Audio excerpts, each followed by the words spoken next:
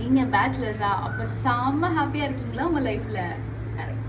பொதுவா இந்த பேச்சுலர்ஸ்லாம் இருக்கிறாங்களா, அவங்க என்ன பண்ணுவாங்க அப்படின்னா, என்னதான் கஷ்டம் இருந்தாலும் அவங்க ஃப்ரெண்ட்ஸ் கூட இருக்கும்போது எல்லா கஷ்டத்தையும் வந்துட்டு ஜாலியா இருப்பாங்க. முக்கியமா அவங்க ரூமை சொல்லணும். அந்த ரூமை 10 நாள் கூட கூட்ட மாட்டாங்க. ஆனாலும் அதுல 10 பேர் உருண்டு விளையாண்டுட்டு இருப்பாங்க. தின்ன பிளேட்டை கழுவ மாட்டாங்க. ஒரு பிளேட்டு தான் இருக்கும். அந்த ஒரு பிளேட்ல எல்லாருமே சாப்பாடு போட்டு ஒரு ஒரு வாய் வந்து சாப்பிடுவாங்க. அவ்வளவு அழகா இருக்கும் அதை பார்க்கவே. அது மட்டும் முக்கியமான ஒரு விஷயம் என்ன தெரியுமா, ஏதாச்சும் ஒன்று அவங்க நினைச்சிட்டாங்கன்னா அவங்க பண்ணிடுவாங்க. இப்போ ஒரு ஃபில்டர் காஃபி குடிக்கணும் அப்படின்னு வச்சா, ஏடா நம்ம கும்பகோணம் போனோமே அப்படின்னு சொல்லிட்டு கும்பகோணம் கிளம்பி போயிடுறாங்க.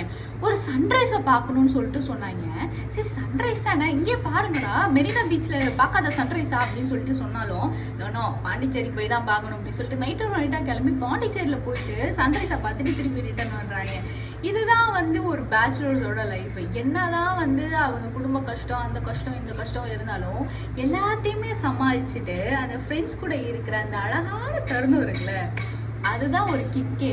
இதே மாதிரி நிறைய குறும்புத்தனம் இருக்கு. ஏதாச்சும் நம்ம சண்டையை போட்டு வந்தா அவங்க தான் போயிட்டு தீர்த்து வைப்பாங்க. இதுதான் நான் இருக்கும்போது என்னடா அப்படின்னு சொல்லிட்டு எல்லாரும் கஷ்டமே இல்லாம போயிட்டு தீர்த்து வச்சுட்டு வருவாங்க. இந்த மாதிரி எந்த ஒரு கஷ்டம்னாலும் ஃப்ரெண்ட்ஸ் கிட்ட தான் வந்து சொல்லுவோம். எந்த ஒரு எங்கேயாச்சும் வெளில போனாலும் ஃப்ரெண்ட்ஸ் கிட்ட தான் சொல்லுவோம். ஸோ இந்த மாதிரி ஒரு பேச்சுலர்ஸ் லைஃப்ல நீங்களும் இருந்தீங்க அப்படின்னா கண்டிப்பா இந்த விஷயங்கள்லாம் நீங்களும் வந்து எக்ஸ்பீரியன்ஸ் பண்ணியிருப்பீங்க.